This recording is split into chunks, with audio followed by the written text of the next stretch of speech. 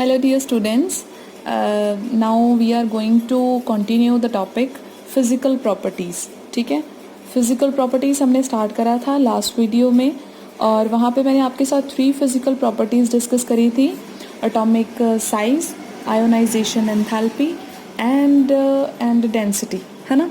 तो ये जो common properties हैं ये discuss करी थी। तो अब मैं नेक्स्ट बेटा स्टार्ट कर रही हूँ with the 4th property.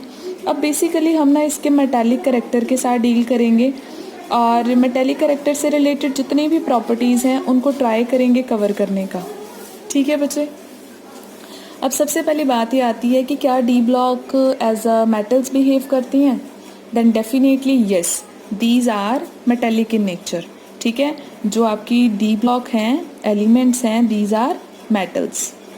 Okay लेकिन अगर हम बात करें मेटेलिक कैरेक्टर को कंपेयर करने की, है ना, तो और मेटल्स हमारे पास कहाँ पे आती हैं, एस ब्लॉक में आती हैं। तो एस ब्लॉक के कंपैरेटिवली इनका मेटेलिक कैरेक्टर कैसा है, ज़्यादा है, कम है, एट्सेट्रा। तो बेटा देखो, मेटेलिक कैरेक्टर आपको पता ना डिपेंड करता है इलेक्ट्रॉन लूज़ करने की टेंडेंसी पे, राइट। इलेक्ट्रॉन लूज़ जो चीज़ जो एलिमेंट ईजिली कर लेता है हम कहते हैं उसका मेटेलिक कैरेक्टर काफ़ी अच्छा है। ठीक है, it is more metallic in nature. तो आपको पता ही है कि अगर हम एस ब्लॉक की बात करें तो ये रहा एस ब्लॉक, ये रहा डी ब्लॉक। ये इनिशियली आते हैं, इनके साइजेस लार्ज हैं। डी ब्लॉक के साइजेस क्या हैं, स्मॉल हैं। स्मॉल साइजेस होने की वजह से आयोनाइजेशन एंथैल्पी हायर हो जाती है और इलेक्ट्रॉन इतना इजीली लूज़ नहीं करते जितना एस ब्लॉक करता है। तो दैट मीन्स हम कह सकते हैं कि एस ब्लॉक का जो मेटेलिक कैरेक्टर है वो डी ब्लॉक की जो मेटल्स हैं उनसे ज़्यादा होता है।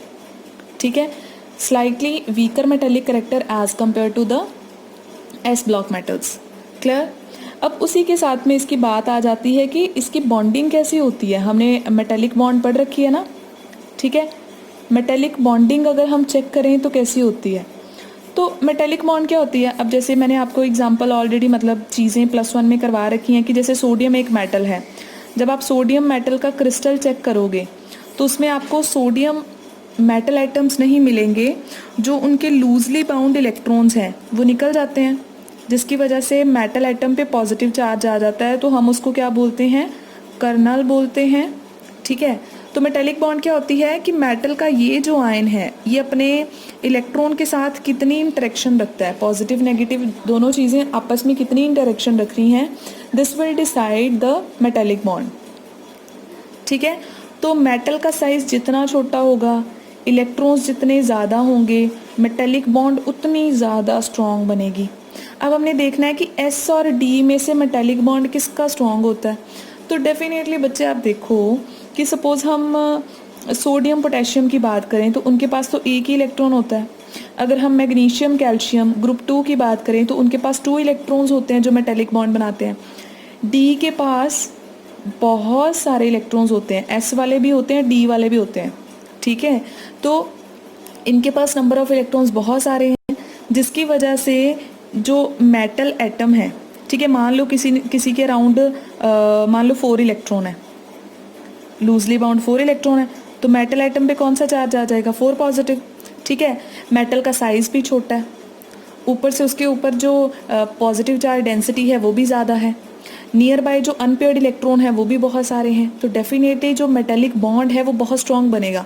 1 और 2 इलेक्ट्रॉन जितना स्ट्रॉन्ग बॉन्ड बनाएंगे उससे तो कहीं ज़्यादा ये स्ट्रॉन्ग बनाएंगे। तो इसका मतलब इनके केस में मेटेलिक बॉन्ड बहुत स्ट्रॉन्ग होता है और इसी की वजह से कुछ प्रॉपर्टीज़ जो हैं इनकी आ जाती हैं। जैसे ये मेटल्स बहुत ही हार्ड होती हैं, है ना, बड़ी हार्ड हैं, बड़ी टफ मेटल्स होती हैं। क्या रीज़न है, डेफिनेटली मेटेलिक बॉन्ड स्ट्रॉन्ग होगा तो इनको हम ईजीली जो है मतलब कट वगैरह नहीं कर सकते हैं नाइफ वगैरह के साथ। आप देखते ही हो आयरन मेटल, आपके पास गोल्ड सिल्वर एट्सेट्रा जितनी भी हैं, these are very hard in nature. ठीक है, so this is due to the metallic bond.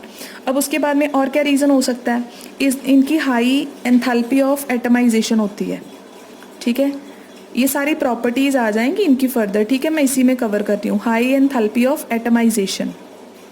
अब बेटा एटमाइजेशन का क्या मतलब है, मेटल का एक क्रिस्टल है, मान लो मेरे पास आयरन का एक क्रिस्टल है फुल, उसमें बड़े सारे आयरन एटम्स होंगे। मैं चाहती हूँ कि मैं अकेले को यहाँ पे मतलब पूरे मेटल क्रिस्टल में से मैं सारी मेटल एटम्स को सेपरेट कर दूँ। ठीक है, मेटल एटम्स को निकाल दूँ। तो डेफिनेटली मेटल्स को सेपरेट करना ईजी नहीं होगा एटम्स को। अगर आप उनको जो है सेपरेशन करना चाहते हो, रिमूव करना चाहते हो मेटल क्रिस्टल से, तो आपको बहुत सारी एनर्जी सप्लाई करनी पड़ेगी। क्यों? क्योंकि मेटेलिक बॉन्ड बड़ी स्ट्रांग है। तो इसका मतलब इनको अगर हमने एटमाइजेशन करना है, क्रिस्टल में से मेटल एटम्स को सेपरेट करना है, रिमूव करना है, तो आपको बहुत सारी एनर्जी जो है रिक्वायर्ड है, because the metallic bond is very strong. तो एटम्स को यहाँ से निकालना इतना ईजी नहीं होगा, ठीक है। फर्दर मेटेलिक बॉन्ड की वजह से आपको पता है हर किसी का मेल्टिंग बॉइलिंग पॉइंट किस पे डिपेंड करता है? बॉन्डिंग पे। मेटेलिक बॉन्ड अगर किसी में स्ट्रॉन्ग है, इसका मतलब वो उसके मेल्टिंग बॉइलिंग पॉइंट बहुत हायर होंगे, ठीक है। तो अगर किसी का वीक है तो definitely melting and boiling point क्या होंगे? लो होंगे। तो इसका मतलब जनरली डी ब्लॉक जो मेटल्स हैं इनके मेल्टिंग बॉइलिंग पॉइंट काफ़ी हायर होते हैं। And what is the reason? Reason is कि इनके पास जो मेटेलिक बॉन्ड है वो बहुत ही स्ट्रॉन्ग है, और इसी की वजह से इनके मेल्टिंग बॉइलिंग पॉइंट बहुत हायर होते हैं as compare to S block metals. Clear? तो मेटेलिक बॉन्डिंग के साथ ही इनकी बहुत सारी जो प्रॉपर्टीज़ हैं, इनकी स्ट्रेंथ हो गया है ना, इनका सारा कुछ, ये high melting boiling point, atomization, ये सारी चीज़ें जो हैं ये इसी पे डिपेंड कर जाती हैं। क्लियर? ओके, देन अब हम बात करते हैं बच्चे नेक्स्ट चीज़ पे। अच्छा, मैं आपको एक्सेप्शनल केस बता दूं। मैंने मेल्टिंग बॉइलिंग पॉइंट का बताया ना, जितने ज़्यादा इलेक्ट्रॉन्स होंगे उतनी ज़्यादा मेटेलिक बॉन्ड स्ट्रॉन्ग बनेगी। लेकिन यहाँ पे ना कुछ एक्सेप्शनल केसेस हैं, जैसे मैं बता रही हूँ, जो मैंगनीज़ वाले एलिमेंट हैं, जैसे मैंगनीज़ ही मान लो, इसका लो मेल्टिंग बॉइलिंग पॉइंट आ रहे हैं। Now why this is so? Manganese जो है इसकी अगर हम कॉन्फ़िगरेशन चेक करें, then it will be 4s2 and 3d5, ठीक है। एस में 2 इलेक्ट्रॉन पड़े हैं, डी में कितने पड़े हैं? 5। पांचों के पांचों इलेक्ट्रॉन्स क्या हैं? अनपेयर्ड हैं, ठीक है। 5 और 2 ये 7 इलेक्ट्रॉन्स हैं जो मेटेलिक बॉन्ड में पार्टिसिपेट कर सकते हैं। और अगर 7 इलेक्ट्रॉन्स मेटेलिक बॉन्ड में पार्टिसिपेट करेंगे तो मेटेलिक बॉन्ड तो बहुत स्ट्रांग बनेगी। तो इनके तो एक्सपेक्टेड क्या था कि मैंगनीज़ वगैरह के पास सबसे ज़्यादा अनपेयर्ड इलेक्ट्रॉन होते हैं डी ऑर्बिटल में, तो इनके मेल्टिंग बॉइलिंग पॉइंट बहुत हायर आने चाहिए, लेकिन इसका एक्सपेक्टेड नहीं आता है, काफ़ी कम आ रहा है। तो रीज़न ये है, रीज़न भी यही है कि सबसे ज़्यादा अनपेयर्ड इलेक्ट्रॉन है। D5 आ गया, अब उसको पता है मैं स्टेबल हूँ, ठीक है। तो इलेक्ट्रॉन जो हैं वो ज़्यादा डीलोकलाइजेशन में पार्टिसिपेट नहीं करते, मेटेलिक बॉन्ड में पार्टिसिपेट नहीं करते, जिसकी वजह से स्टेबिलिटी की वजह से ही वो मेटेलिक बॉन्ड में पार्टिसिपेट नहीं कर रहे हैं, और metallic bond little bit weak बन रहा है, जिसकी वजह से इनके मेल्टिंग बॉइलिंग पॉइंट क्या आ रहे हैं? लो आ रहे हैं। सिमिलरली जो बिल्कुल लास्ट वाले हैं, जो जिंक, कैडमियम, मरकरी है, इनकी कॉन्फ़िगरेशन क्या होती है? 4s2 है और 3d क्या है? 10 है। इसकी 4d 10 है, इसकी 5d 10 है। तो इनके पास तो कोई भी अनपेयर्ड इलेक्ट्रॉन नहीं होता मेटेलिक बॉन्ड में पार्टिसिपेट करने के लिए, ठीक है। तो जिसकी वजह से इनके मेल्टिंग बॉइलिंग पॉइंट भी क्या आएंगे? लो आएंगे। और आपको पता ही है मरकरी का एक्सेप्शनल केस क्या है? Mercury is the only metal which is liquid in nature. तो बाकी तो डी ब्लॉक के मेटल्स इतनी हार्ड हैं, तो मरकरी क्यों लिक्विड है? डेफिनेटली अगर कोई चीज़ लिक्विड, सॉलिड, गैस में एग्जिस्ट करती है तो सारा बॉन्डिंग का रोल होता है वहाँ पे। तो मरकरी के केस में बॉन्डिंग इतनी वीक है, ठीक है, क्योंकि सारे के सारे इलेक्ट्रॉन्स पेयर्ड हैं, तो इतनी ज़्यादा अनपेयर्ड इलेक्ट्रॉन मतलब इसके पास नहीं है। हम कह दें कि नो अनपेयर्ड इलेक्ट्रॉन, ठीक है। मेटेलिक बॉन्ड बहुत वीक बन रहा है, जिसकी वजह से ये लिक्विड स्टेट में, रूम टेम्परेचर पे लिक्विड स्टेट में एग्जिस्ट कर रहा है, ठीक है। तो ये कुछ एक्सेप्शनल केसेस आ जाएंगे मेटेलिक बॉन्ड के। ओके, तो अब हम बात करते हैं इनकी किसी और प्रॉपर्टी की। अच्छा, अब मैं इनकी प्रॉपर्टी कौन सी पिक कर लूँ? अच्छा, कॉम्प्लेक्स फॉर्मेशन का कर लेते हैं, वो तो आपको पता ही है ना, जस्ट थोड़ा सा ही बताना मैंने। कॉम्प्लेक्सेस क्यों बनाते हैं? डी ब्लॉक एलिमेंट्स जो होते हैं वो बहुत सारे इन नंबर ऑफ कॉम्प्लेक्सेस बनाते हैं, जो कि हमने चैप्टर ऑलरेडी कर रखा है, and hope you know the reason. तो डी ब्लॉक एलिमेंट ज़्यादा कॉम्प्लेक्सेस क्यों बनाते हैं? बेटा, कॉम्प्लेक्सेस बनाने के लिए लाइगेंड को अट्रैक्ट भी तो करना पड़ता है। ये रही मेटल, तो डेफिनेटली इनके साइजेस स्मॉल हैं, ऊपर से चार्जेस बड़े हायर होते हैं, जिसकी वजह से फोर्स ऑफ अट्रैक्शन ये लाइगेंड को काफ़ी ज़्यादा अप्लाई कर सकते हैं, ठीक है। दूसरा, इनके पास जो है वेकेंट डी ऑर्बिटल्स होते हैं। तो इन सब रीज़न के कारण, जिसमें अगर वेकेंट डी ऑर्बिटल होंगे तो लाइगेंड आगे अपने लोन पेयर यहाँ पे डोनेट कर सकता है और बॉन्डिंग बड़ा इजीली बन सकती है। तो इसका मतलब कॉम्प्लेक्सेस बनाने के पीछे ये कुछ रीज़न है कि डी ब्लॉक मेटल्स क्यों कॉम्प्लेक्सेस फॉर्म करते हैं या कोऑर्डिनेशन कंपाउंड्स बनाते हैं, ठीक है। उसके बाद में कलर्ड आयंस, कलर क्यों शो करते हैं ये भी मैंने आपको बता रखा है। इसके पीछे आप रीज़न क्या लिख के आओगे, इसके पीछे बेटा आप रीज़न लिख के आओगे क्रिस्टल फील्ड थ्योरी।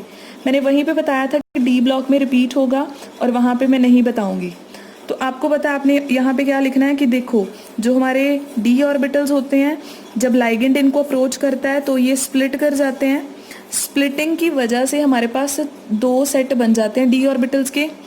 अब इलेक्ट्रॉन्स यहाँ पे पड़े हैं, जब लाइट इन पे फॉल करती है, ठीक है, लाइट आ रही है, लाइट इस पे फॉल कर रही है, इलेक्ट्रॉन क्या हो जाएंगे, लोअर स्टेट से एनर्जी एब्जॉर्ब करके हायर स्टेट में चले जाएंगे।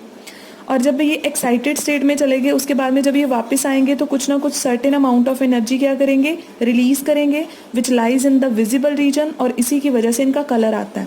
सो आप रीजन क्या मेंशन करोगे बेटा कलर का, दिस ट्रांजिशन जिसको हम बोलते हैं D D transition. D D transition means electron जो हैं वो लोअर डी ऑर्बिटल सेट से हायर डी ऑर्बिटल सेट में मूव कर रहे हैं। This region is known as the D D transition. ठीक है, तो आपने जब भी आपको क्वेश्चन यहाँ से कॉन्सेप्चुअल बनेंगे ना, आपने यही लिख के आना है this is due to D D transition अगर कलर आ रहा है। ठीक है, और अनपेयर्ड इलेक्ट्रॉन्स का होना बहुत ज़रूरी है, अदरवाइज कलर नहीं आएगा। अब जैसे मैं आपको एग्जांपल देती हूँ, आपको क्वेश्चन यहाँ से कलर वाला कैसे डाल देते हैं। जैसे सपोज आपको बोल देंगे कि जिंक है, ठीक है, जिंक 2 पॉजिटिव आयन है, इसके सारे सॉल्ट जो हैं वो वाइट इन कलर होते हैं, क्यों, ये कलर क्यों नहीं देता। आप कहोगे कि जिंक 2 पॉजिटिव की कॉन्फ़िगरेशन क्या होती है, 3d10, there is no unpaired electron. अगर एक भी अनपेयर्ड इलेक्ट्रॉन नहीं है means there will be no D D transition. कोई भी इलेक्ट्रॉन अनपेयर्ड नहीं है, डी डी ट्रांजिशन नहीं होगा, जिसकी वजह से कलर नहीं आएगा and the salt will be white in nature. ठीक है, सिमिलरली स्कैंडियम के जो सॉल्ट्स हैं वो भी क्या होते हैं, वाइट। इसके पास कोई भी इलेक्ट्रॉन होता ही नहीं है, नो डी इलेक्ट्रॉन, एक भी डी इलेक्ट्रॉन नहीं होता। सिमिलरली आपको बोल देंगे copper sulphate simple, this is white in colour, it is colourless.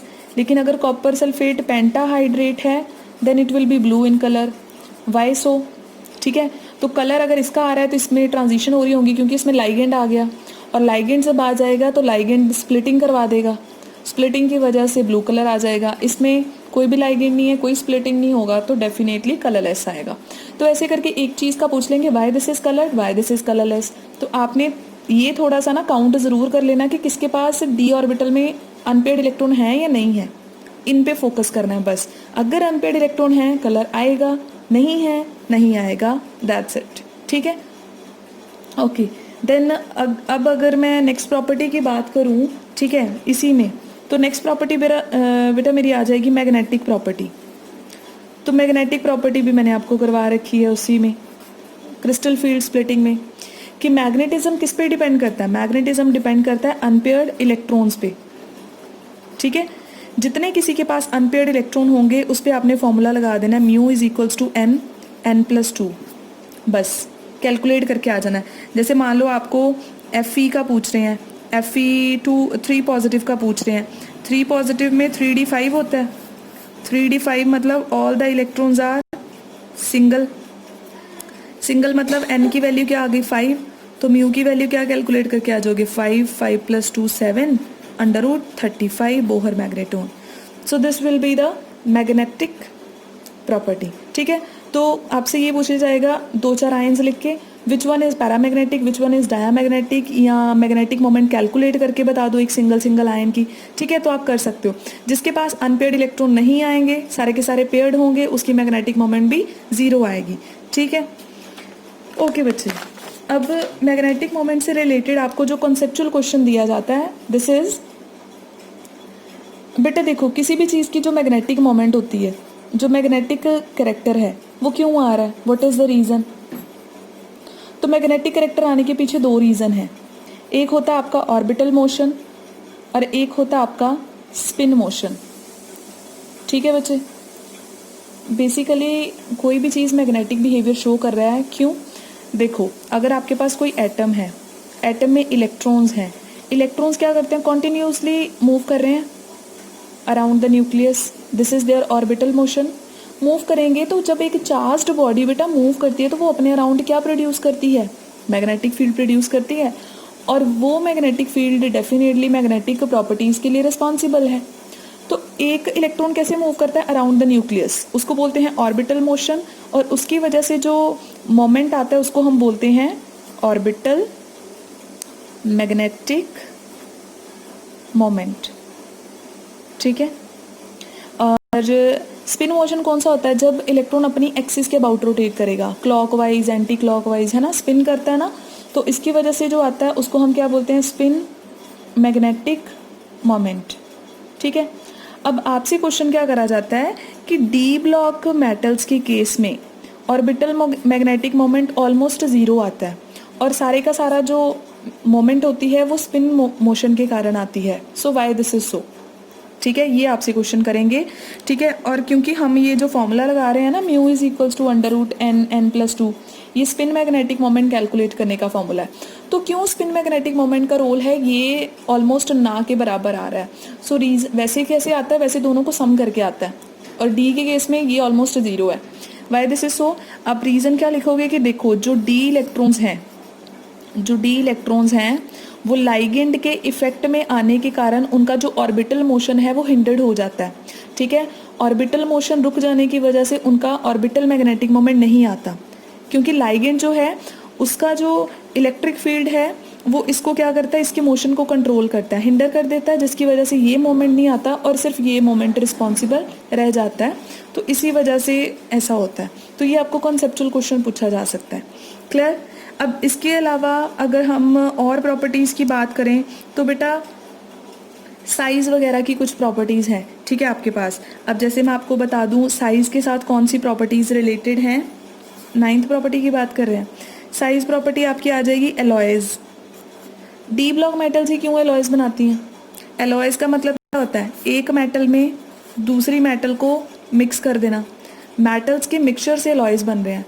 अब मान लो हमने मिक्सिंग करनी है, मेरे पास ना ये एक मेटल थी ए, ठीक है, समझ रहे हो, इसका साइज़ है ये वाला ए, मैंने इसमें बी मेटल मिक्स करनी थी, मैंने ए को निकाल दिया, अब इसकी जगह मैं बी को लेके आऊँगी। मान लो बी का साइज़ इतना सारा है, इतनी बड़ी मेटल है, इसमें आएगी, जब ए यहाँ से निकलेगा जो यहाँ पे स्पेस रह जाएगी, क्या उसमें बी मेटल आ सकती है? डेफिनेटली नहीं। साइजेस का अगर वेरिएशन है और अगर बहुत छोटी हुई तब भी प्रॉब्लम ही क्रिएट होनी है। तो इसका मतलब अगर मेटल्स के साइजेस बहुत वेरी कर रहे हैं, जैसे एस ब्लॉक में करते हैं, ऊपर लिथियम है वो इतनी है और नीचे सीजियम है वो इतना है, तो अगर मेटल्स का साइज़ इतना वेरी कर रहा है तो वो मिक्सिंग नहीं कर पाते और एलॉयज़ नहीं बना पाएंगे। लेकिन डी ब्लॉक के केसेस में आपको पता है कि एटम्स के साइज़ में जो वेरिएशन है वो बहुत कम आता है। ठीक है, वेरिएशन बड़ा कम आता है, ऑलमोस्ट साइजेस उनके नियर बाई हैं, इक्वली हैं, कुछ ज़्यादा फर्क नहीं है, किसी का थोड़ा बहुत कम ज़्यादा हो सकता है, बहुत ज़्यादा डिफरेंस नहीं है कि एक इतना हुआ और एक इतना बड़ा हो जाएगा। तो इसीलिए इन मेटल्स को मिक्स करना इजी है, और इसीलिए मिक्सचर की वजह से कंपेरेबल इनके साइजेस होने की वजह से ये एलॉयज़ फॉर्मेशन में रोल प्ले करते हैं, अदरवाइज नहीं। ठीक है बेटा, क्लियर हो गई प्रॉपर्टी। अब हम बात करते हैं नेक्स्ट की। तो नेक्स्ट आपके पास जो प्रॉपर्टी है this is of interstitial compounds. ठीक है, आपके जो डी ब्लॉक एलिमेंट्स हैं ये इंटरस्टिशियल कंपाउंड्स बनाते हैं वाइसो। अब इंटरस्टिशियल कंपाउंड क्या होते हैं, ये मेटल का क्रिस्टल लिया, ये जो स्पेस है जहाँ पे मेटल का एटम पड़ा हुआ है, ठीक है, हम बेटा इसको बोलते हैं क्रिस्टल लैटिस। ये आपको सॉलिड स्टेट में चीज़ें क्लियर होंगी। ठीक है, इसको हम क्या बोलते हैं, क्रिस्टल लैटिस। लेकिन ये जो इनके बीच में जगह है जो खाली पड़ी हुई है, इसको हम बोलते हैं इंटरस्टिशियल लैटिस। तो देखो जब डी ब्लॉक मेटल्स अरेंज हो जाएंगी एक फुल पैटर्न में, तो आपको पता है उनके बीच में छोटी छोटी जगह होंगी जो खाली हैं, वॉइड्स होंगे। ठीक है, और इन वॉइड्स में छोटे मोटे एटम्स रखे जा सकते हैं, लाइक कार्बन, हाइड्रोजन एट्सेट्रा। ये एटम्स अगर हम यहाँ पे इम्प्लांट कर देते हैं तो आपके पास जो कंपाउंड्स बनेंगे उनको हम इंटरस्टिशियल कंपाउंड्स कहते हैं, due to these vacant spaces. Vacant spaces होने की वजह से ये इंटरस्टिशियल कंपाउंड्स बनाते हैं, अदरवाइज नहीं। ठीक है बेटा, ये प्रॉपर्टी हो गई क्लियर। अब मेन बच्चे एक प्रॉपर्टी रहेगी which is very important, and that is the oxidation.